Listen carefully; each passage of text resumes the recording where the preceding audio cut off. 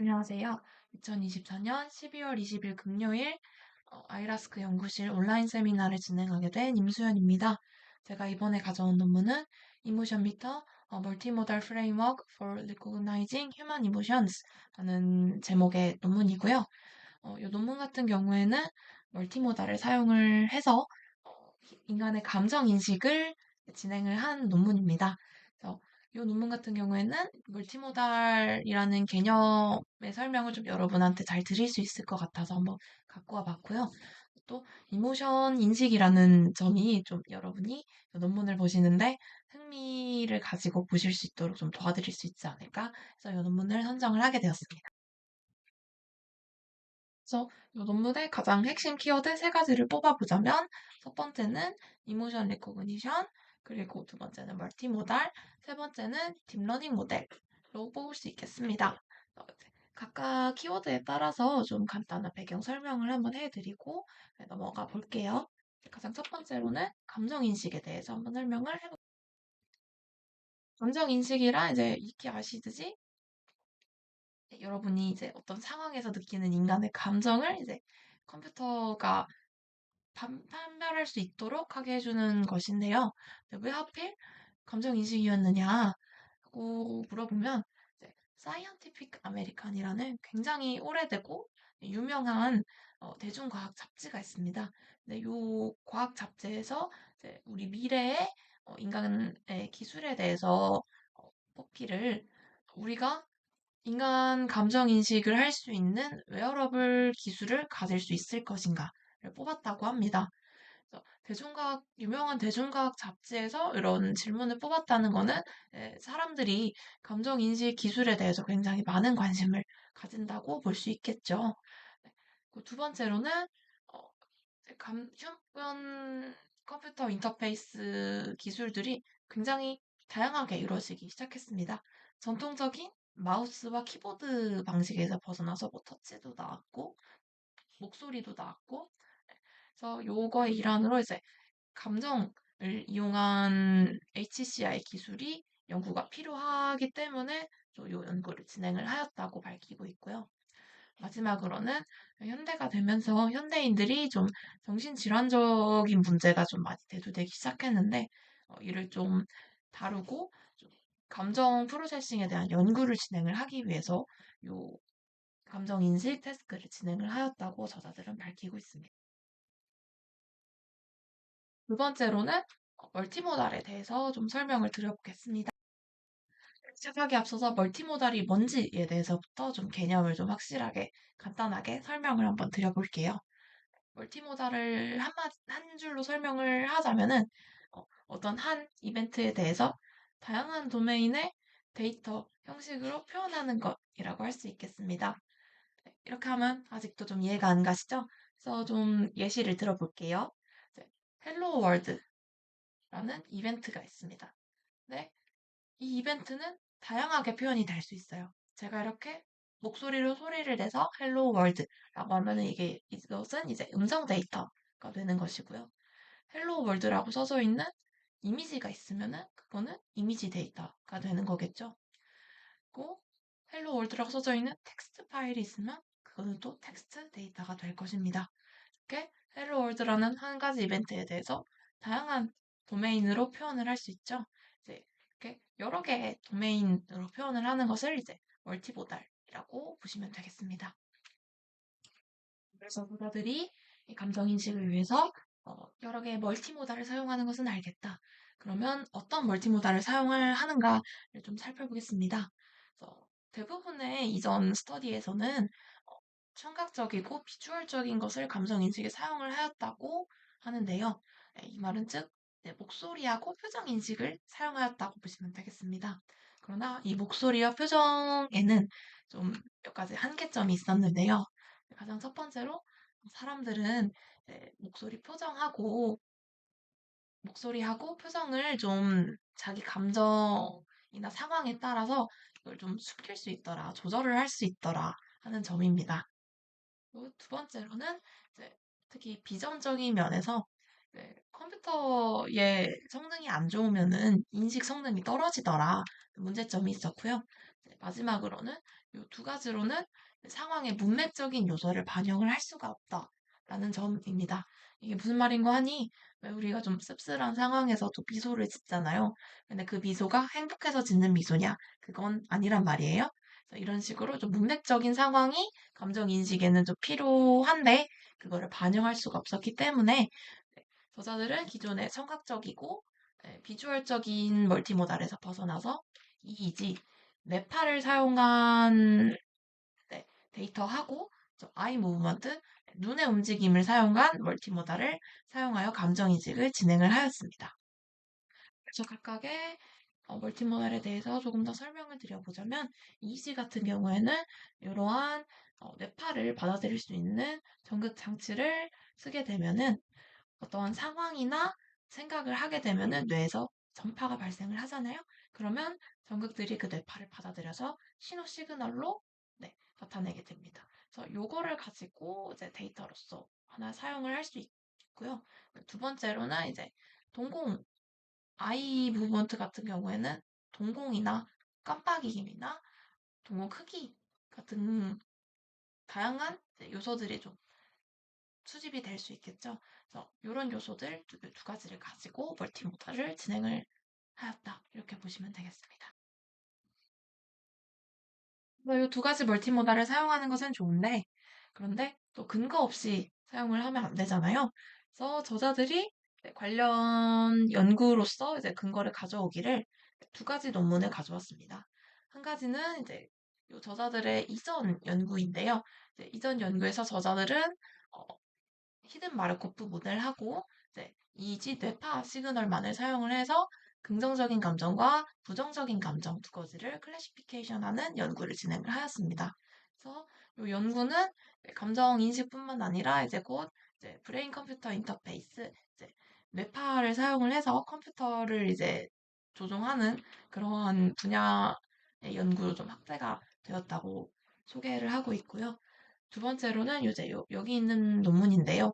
이 논문에서는 이제 눈의 움직임이 어, 문맥적인 상황을 인식해야 되는 환경에서 좀 중요한 정보를 가지고 있더라를 밝힌 논문이라고 좀 소개를 하고 있습니다. 이 연구에서는 이제 이지 뇌파하고 동공의 움직임을 사용을 해서 감정 인식을 진행을 했는데요. 이제 밸런스하고 아로우살이라는 이 두 가지 카테고리에 대해서 공과 뇌파를 사용을 해서 인식을 진행을 했더니 밸런스에서는 68.5%, 아로우살에서는 76.4%의 정확도를 보였다. 그래서 뇌파와 동공 움직임을 사용을 하는 것이 감정인식에 유효하더라라고 이렇게 저자들은 근거를 들고 있습니다.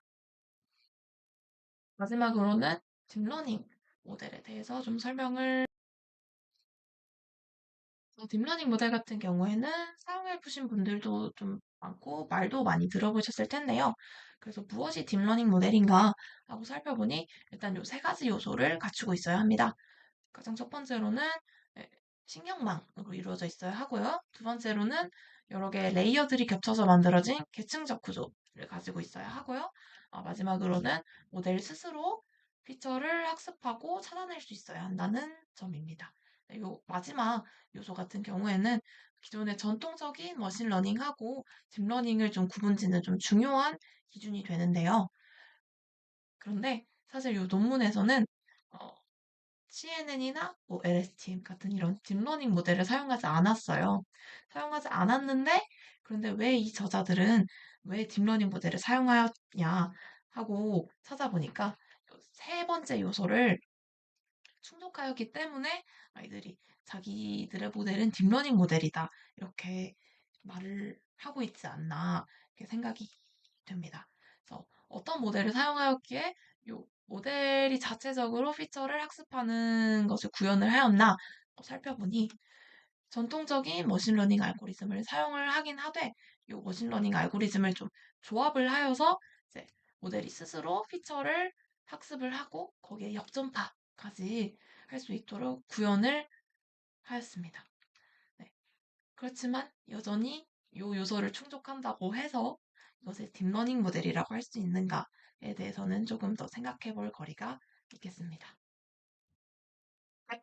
그래서 이번에는 이들이 만들어낸 감정인식 시스템, 이모션 미터의 전체 구조를 함께 살펴보겠습니다.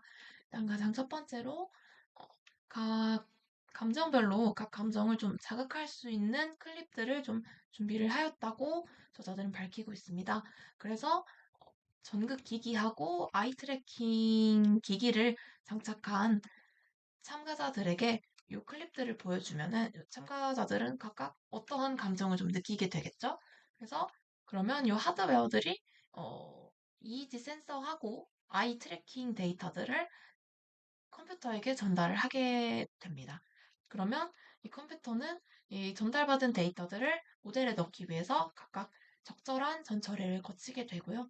그래서 모델은 이 전처리를 거친 인풋 데이터를 받아들이고 학습을 진행을 해서 최종적으로는 감정을 인식할 수 있는 감정 인식 모델이 만들어지게 되는 그런 구조로 이루어져 있습니다.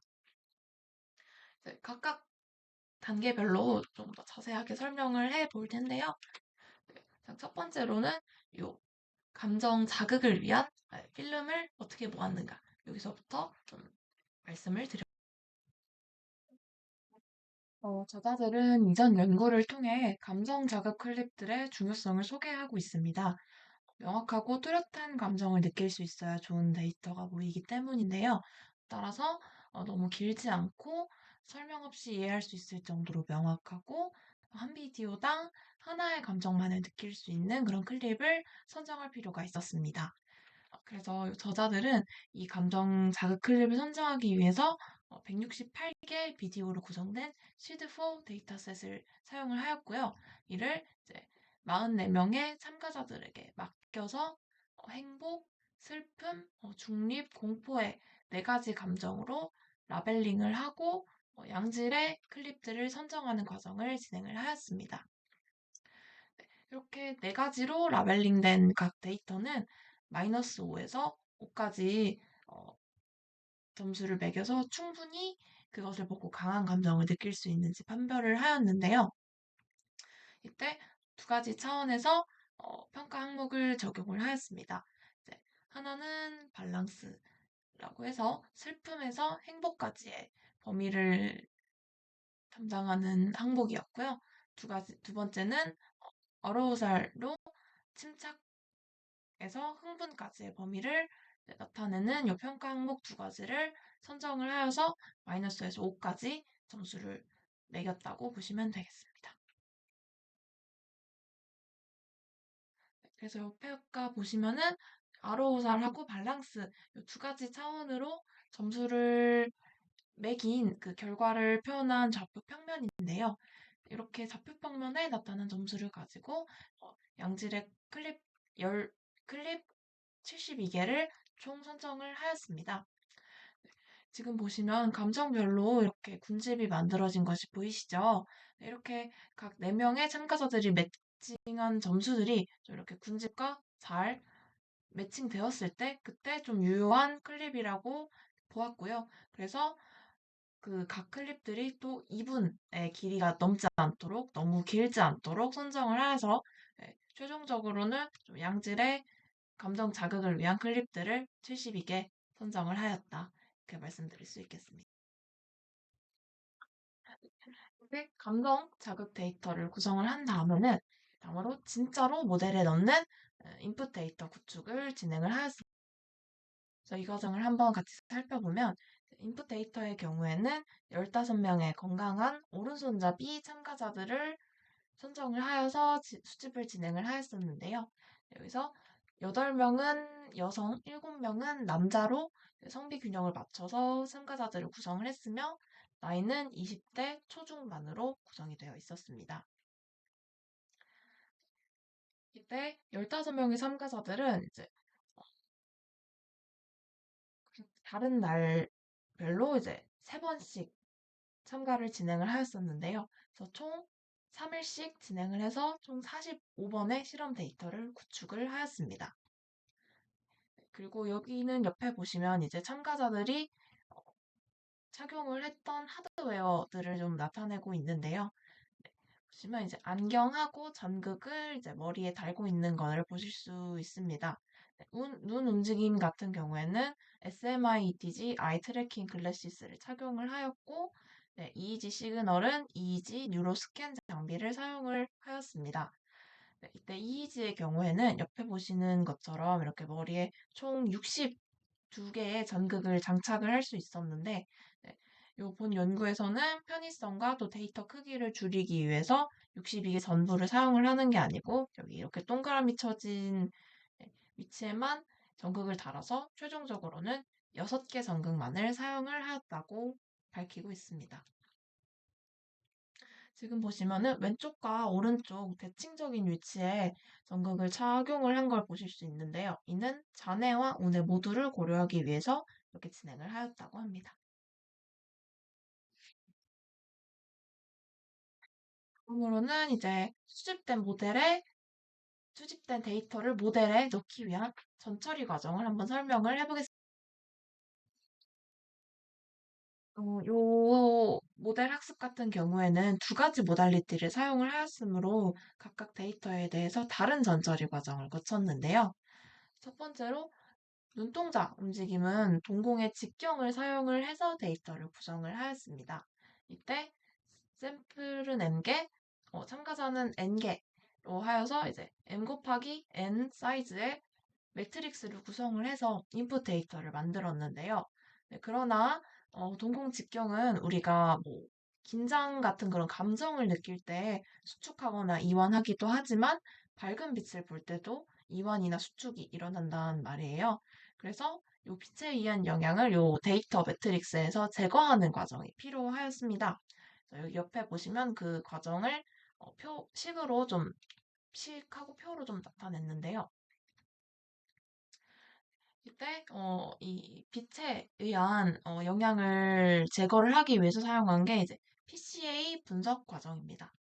네, 이번 영상에서는 PCA에 대해 설명드리진 않을 건데요. 네, 이게 무엇인지만 간단하게 말씀드리자면은 PCA란 주요 정보나 패턴이 포함되어 있는지를 확인하기 위한 분석 기법입니다. 그래서 이를 사용을 해가지고 어, 눈동자 움직임 패턴 중에서 빛의 영향을 받았다고 생각되는 패턴을 알아내고 이제 제거를 해서 우리가 원하는 감정을 반영한 동공 크기만을 얻어낼 수 있도록 진행을 하였다고 보시면 되겠습니다.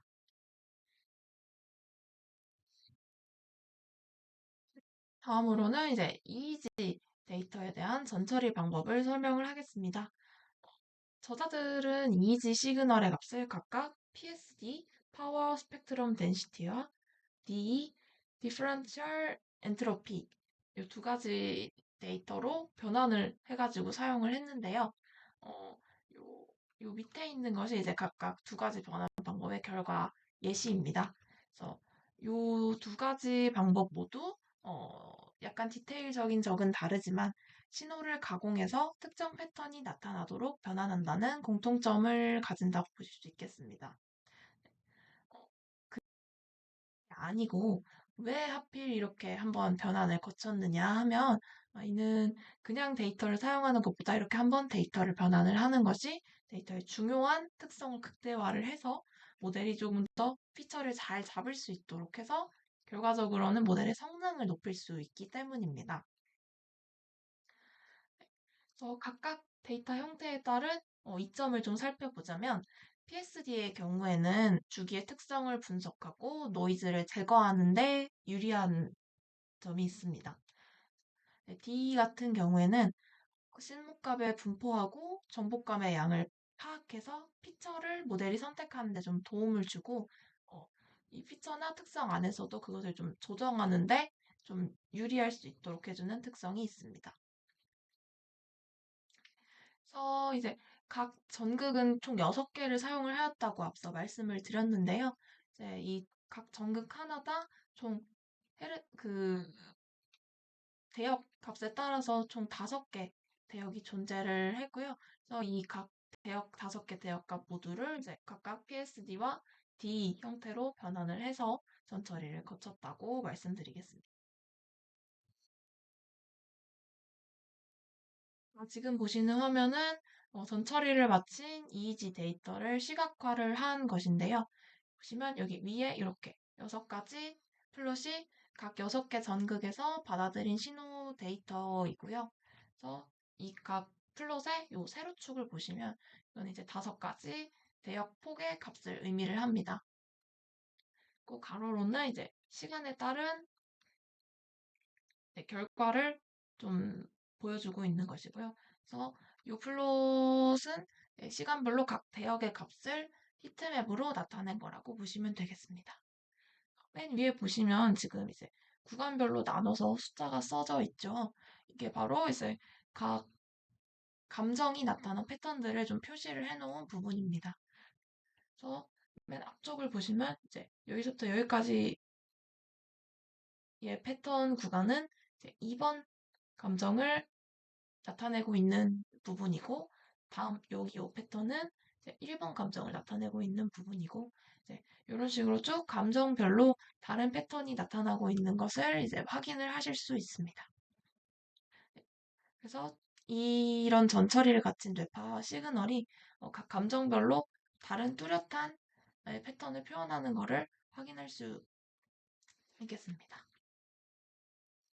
이번에는 가장 중요한 모델 부분을 한번 설명을 해보겠습니다. 말씀드렸다시피 해당 논문의 모델은 머신러닝 알고리즘들을 조합하여서 이루어져 있는데요. 여기서 가장 먼저 봐야 할 알고리즘은 RBM입니다. 자연어 쪽에 관심이 있으셨거나 확률 분포 모델을 공부해 보신 분들은 마르코프 모델을 들어보셨을 겁니다. 어떤 사건들이 어떤 순서대로 일어난 확률을 구하는 모델인데요. 이제 마르코프 모델을 동작하는 예시를 그림과 함께 들어보겠습니다. 네, 이 아래와 같은 마르코프 모델은 이제 날씨와 어떤 행동을 할 것인지 그 각각의 확률을 사용을 해서 특정 사건의 확률을 구합니다. 예시로 비가 오는데 청소를 할 확률은 0.6 곱하기 0.5 해서 0.03이 되겠죠. 이처럼 동작하는 마르코프 모델을 발전시켜서 만든 모델이 바로 볼츠만 머신입니다. 볼츠만 머신은 마르코프하고 동일한 방법으로 사건의 확률 분포를 구하는데요. 여기에서 보이지 않는 히든 특성을 반영을 합니다. 이는 우리가 모르는 특성까지 포함을 하면은 더 확률을 잘 구할 수 있을 거라는 접근 방식을 채택한 것으로 각 노드는 이제 히든하고 비지블, 우리가 모르는 노드와 아는 노드 이렇게 나뉘어서 사건의 확률을 구하게 됩니다. 여기서 제한된 볼츠만 머신, 즉 우리가 사용할 RBM은 볼츠만 머신을 조금 더 나아간 것으로 히든과 비지블 노드가 있는 것은 동일합니다. 그러나 볼츠만 머신과는 다르게 같은 레이어상의 노드끼리의 연결은 고려하지 않습니다. 이는 이제 각 사건 간의 독립성을 인정을 해서 사건의 조합에 따른 확률 분포를 보다 잘 표현하기 위함입니다. 이렇게 같은 레이어의 노드끼리는 연결하지 않는 대신 사건의 순서가 어느 쪽이든지 상관없는, 그래서 이렇게 이루어지든지 이렇게 이루어지든 상관없는 무방향성을 지니고 있다고 말씀드릴 수 있겠습니다. 본 논문에서는 이 RBM을 융합의 모달리티에 융합하고 피처를 모델이 스스로 추출하고 역전파까지 할 수 있도록 이런 딥러닝의 특성을 반영하기 위해서 사용되었습니다. 모델의 전체 구조를 한번 보시겠습니다. 앞서 말씀드렸던 RBM을 지금 쌓아 올려서 스택 RBM 구조를 만들었고요.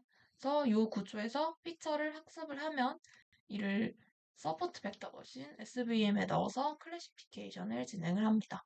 그래서 이 클래시피케이션한 결과를 가지고 다시 RBM의 웨이트를 업데이트할 수 있도록 구성이 되어 있고요. 보시면은 각각 이 구성들은 머신러닝 알고리즘이지만 전체적으로 동작하는 것이 우리가 아는 딥러닝이랑 유사하게 동작하고 있음을 확인을 하실 수 있습니다. 제 스택 RBM이 어떻게 동작하는지를 한번 같이 살펴보겠습니다. 여기 EEG와 I 무브먼트 각각에서 얻어진 데이터 값으로 구성된 RBM이 있습니다. 앞서서 RBM은 우리가 모르는 특성인 히든과 아는 특성인 비지블로 이루어져 있다고 말씀을 드렸는데요. 여기서 우리가 얻은 데이터는 비지블 노드이기 때문에 현재 시점에서 우리가 아는 값은 이 비지블 노드의 확률인 P, V, 세타 값만을 알고 있다고 할 수 있겠습니다. 그런데 히든을 알아내야만 우리가 모르는 특성들도 반영을 해서 모델이 학습을 할 텐데 어떻게 히든을 알아낼 수 있을까요? 네, 한번 잠시 비지블의 확률 함수를 한번 보겠습니다. 여기 식을 보시면은 또 다른 함수 EX가 있죠. 네, 이 EX는 에너지 함수인데요. 이 에너지 함수는 쉽게 말씀드리자면 사건 V 다음으로 H가 일어날 확률을 계산해내는 값입니다. 쉽게 말씀드리면 이제 비지블 노드의 사건이 일어나고 그 다음에 히든 노드의 사건이 일어날 확률을 계산해내는 식이라고 보시면 될 것 같습니다. 네, 이제 이렇게 우리가 에너지 함수에 대한 식을 알고 있고 여기에 이제 각 노드의 초항까지 주어지기 때문에 그러면은 우리는 지금 비지블의 확률을 알고 비지블에서 히든으로 이루어질 확률까지 계산을 할 수 있으므로 이제 이것을 가지고 히든의 확률값까지 구할 수 있겠죠. 이렇게 해서 RBM은 이렇게 동작해서 비지블에서 히든 특성까지 반영을 할 수 있도록 네. 그래서 결과적으로 사건이 일어날 확률을 예측할 수 있도록 구성이 되어 있습니다. 이렇게 우리는 숨겨진 히든 피처들을 알아낼 수 있게 되었는데요. 네, 이 말은 즉 모델이 스스로 피처를 알아내고 학습하기 시작하였다는 뜻이 되겠습니다. 그런데 여기서 아까와 같이 똑같은 연산으로 히든과 연결된 또 다른 히든 레이어를 알아내면 어떻게 될까요? 네, 그림과 같이 새로운 히든 레이어가 구해지는데요. 보시면 새로운 히든 레이어를 구하면서 이지와 I 무브먼트의 피처 노드가 융합된 거를 보실 수 있습니다. 즉, 멀티모달 피처의 퓨전이 이루어진 겁니다. 이렇게 구해진 융합 멀티모달 피처는 이제 곧 SVM에 넣어져서 클래시피케이션까지 진행이 되는데요. 네, 그렇게 되면은 이제 원래 데이터가 가지고 있는 그라운드 트루스 값과 모델이 예측해낸 예측 값을 뺄셈 연산을 해서 새롭게 업데이트할 웨이트 값까지 얻을 수 있게 됩니다. 이 부분은 이제 딥러닝의 로스 계산과 같이 동작한다고 보시면 되겠습니다. 이렇게 얻어진 로스 값은 다시 스택트 RBM으로 돌아오게 되고요.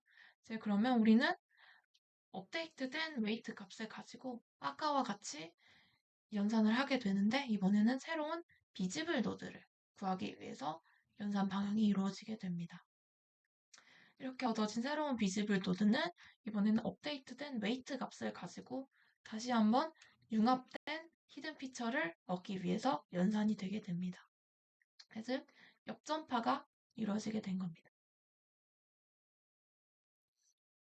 여기까지 머신러닝 알고리즘을 조합을 해서 어떻게 딥러닝의 모델 주도 피처 학습 및 멀티모달 융합을 구현을 하였는지 같이 살펴보았습니다.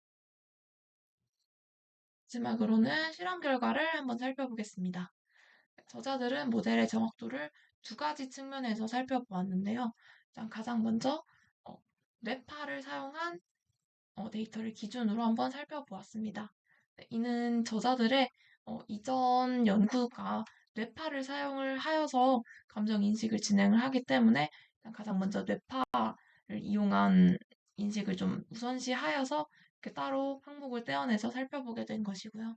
네, 그래서 결과를 살펴보시면 옆에 표를 보시면은 사용한 전극 개수별로 그리고 또 네, 어떻게 전처리를 했는지 별로 나누어서 구분을 하고 또 이제 그 뇌파의 대역폭별로 또 정확도를 나누어서 실험을 진행을 한 거를 보실 수 있습니다. 그래서 결과를 한번 정리해 보자면은 우선은 이제 대체적으로 PSD보다 D 데이터가 좀 더 높은 정확률을 보였고요. 그리고 이렇게 대역폭을 하나만 사용하는 것보다는 다 같이 함께 대역폭을 사용을 하는 것이 더 좋은 결과를 보였습니다. 한 가지 좀 주목할 점을 보자면은 이제 전극을 사용한 개수인데요. 보시면은 62개 전체를 사용하였을 때 가장 높은 결과를 보이긴 했지만 보시면 6개를 사용하였을 때도 그렇게 큰 정확도의 하락을 보이지 않았습니다. 네, 그래서 편의성이나 데이터 크기를 고려를 하면은 저자들이 주장한 대로 6개 전극을 사용을 하여도 결과가 유효함을 좀 보여준다고 볼 수 있겠습니다. 두 번째로는 감정 인식에 있어 멀티모달의 사용 성능이 어떤지 비교 분석을 진행을 하였습니다. 네, 표를 보시면 눈 움직임과 이미지 각 싱글 모달 데이터만을 사용한 결과와 제한한 모델이 아닌 임의의 피처 퓨전을 사용한 결과, 마지막으로 모델을 사용해서 멀티모달 피처 퓨전을 사용한 결과를 나타내었습니다. 네, 수치상으로는 이제 모델을 사용한 멀티모달 데이터 사용이 성능이 가장 높게 나온 것을 확인을 하실 수 있고요. 여기서 더 나아가 저자들은 아노바 점수를 사용을 해서 각 결과값이 정확도를 잘 반영하고 있는지를 살펴보았습니다. 아노바는 분산을 사용해서 그룹 간 평균의 차이가 유효한지를 따져보는 분석인데요. 눈 움직임, 이지, DNN 등 각 데이터 그룹 간의 정확도 값을 평균으로서 구했기 때문에 이 값들의 차이가 유효한지를 살펴보기 위해서 이 아노바 점수를 진행을 하였습니다. 네, 쉽게 말씀드려서 싱글 모달 대비 멀티 모달 사용이 확실하게 더 나은 결과를 보이는 건지 그 신뢰성을 좀 살펴보기 위해서 아노바를 진행을 했다고 보시면 될 것 같고요. 그래서 이제 아노바 점수는 F 점수를 사용을 해서 최종적으로 P 값을 구하게 되는데요. 이제 P 값이 0.05 미만이라면 그룹 간 평균 차이가 유효하다고 보았습니다. 이때 요 그룹 간 평균 차이를 구한 결과 P값이 0.01로 0.05보다 낮게 나왔기 때문에 이제 확실하게 DNN을 사용한 결과가 싱글 모달보다 더 나은 정확도를 보이는 것이 맞다. 그렇게 말씀드릴 수 있겠습니다. 저는 앞서 함께 살펴본 결과를 컴퓨전 매트릭스를 통해 한번 보겠습니다. 보시면 매트릭스의 대각선 방향, 즉 모델의 예측과 실제 그라운드 트루스 값이 일치한 경우가 높을 때 모델의 성능이 더 높다고 볼 수 있겠는데요. 보시면 DNN을 사용한 멀티모달 모델이 예측이 맞췄을 때의 경우값이 제일 높죠. 그래서 DNN 모델을 사용한 결과가 가장 좋은 결과를 나타내고 있다고 봅니다. 결과를 또 최종적으로 정리를 해보자면 이지는 눈동자에 비해 행복한 감정을 판별하는데 강점을 보였으며 눈동자 움직임은 공포 감정을 판별하는데 강점을 보였습니다. 슬픈 감정의 경우에는 이지와 눈동자 움직임 두 모달리티 둘 다 잘 판별하지 못하는 경향을 보였는데요. 이지는 슬픔을 중립 감정으로 헷갈려 했고 눈동자 움직임 같은 경우에는 슬픔을 공포로 좀 헷갈려하는 경향을 보였습니다. 두 모달리티 모두 중립 감정을 가장 잘 판별을 하였으며 네, 보시면 이제 각 모달리티별로 이지는 회피를 눈동자 움직임은 공포를 잘 판별하고 있었죠. 이처럼 각 판별하는 특성이 좀 다른 만큼 두 모달리티가 다른 판별력을 지녔으며 이는 감정 인식에 있어서 상호 보완적으로 동작할 수 있다고 결론 지을 수 있겠습니다. 그래서 최종적으로는 멀티모달 퓨전을 사용을 하였을 때 가장 결과가 좋았으며 85.11이라는 상당한 정확도를 기록하였다고 네, 저자들은 정리하고 있습니다. 저희 이번 논문 세미나의 발표를 모두 진행을 하였는데요. 이번 논문은 감정인식을 위한 이모션 미터 시스템을 구축한 연구 논문으로서 이지와 눈 움직임 멀티모달 데이터를 사용을 하였습니다. 전처리로는 이제 눈 움직임의 경우 PCA 분석을 이용해서 빛의 영향을 제거하여 사용하였고요. 이지 신호로는 각각 PSD와 DE 데이터로 변환을 해서 사용을 하였습니다. 이렇게 전처리된 데이터들은 스택트 RBM을 거쳐서 피처 퓨전이 진행이 되었으며 이 과정에서 모델이 스스로 피처를 학습하고 뽑아낼 수 있도록 구성이 되었습니다. 이렇게 뽑아내진 피처들은 서포트 벡터 머신을 사용을 해서 어, 클래시피케이션 되었으며 이 결과를 반영해서 역전파까지 구성할 수 있도록 전체 모델이 네, 구축되었습니다. 최종 학습 결과 PSD보다 DE 데이터를 사용했을 때 그리고 딥러닝 모델을 사용을 산 멀티모달 피처 융합을 사용을 하였을 때 가장 좋은 결과인 85.11%의 정확도를 보였습니다. 이번 발표에서 저자들이 구성한 DNN 모델에 대해 좀 굉장히 깊은 인상을 받았는데요. 좀 독특한 이 DNN 모델 구조를 한번 살펴보면서 무엇이 딥러닝인지 다시 한번 찾아보고 기초부터 되돌아보는 기회가 되었으며 어떤 것이 딥러닝인가에 대해서 좀 많이 생각해보는 기회가 되었던 것 같습니다.